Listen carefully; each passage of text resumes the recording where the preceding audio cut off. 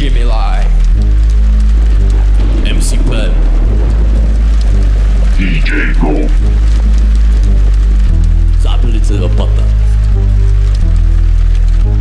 Tak už to zapál. Určitě jste dneska netušili, že s duchem poměříte svoje síly. Všichni jste se tenhle večer pochlapili a naše prdele přitom zachránili. Díky. Nás už dlouho vyhlídnutý měl. Smer. Celý rok si na nás mastil svaly. Poslat nás pod kytky, to on chtěl. Bang. Vy jste mu beat rozplachem vzali. Díky, danke, thank you, že zbavili jste nás jeho hejtu. Byl to přeci jenom smrtský satanáš a chtěl z nás nadělat kejdu. Díky, danke, thank you, že zbavili jste nás jeho hejtu.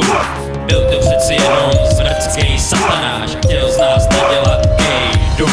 Myslel si, že nás blesku rychle pošle k zemi, jen 2 tupé rány.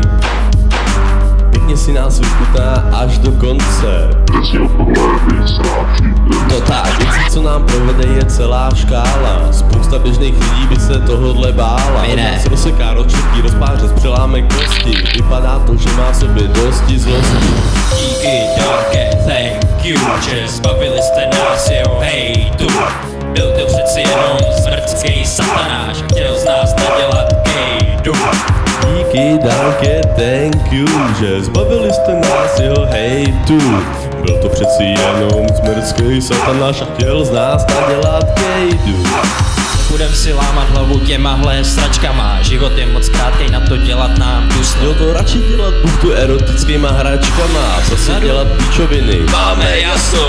No a tak se dostáváme k jádru věci. Díky vám se může jít ten hajzl podnout. Hej, jsme v suchu, nalejte nám půlku deci. Promo. Řádit budem dál, na tom se můžem shodnout. Díky, danke, thank you, že zbavili jste nás jeho hejtu. Byl to přeci jenom smrtský satanáš a chtěl z nás nadělat kejdu. Díky, danke, thank you, že zbavili jste nás jeho hejtu. Byl to přeci jenom smrtský satanáš a chtěl z nás nadělat kejdu.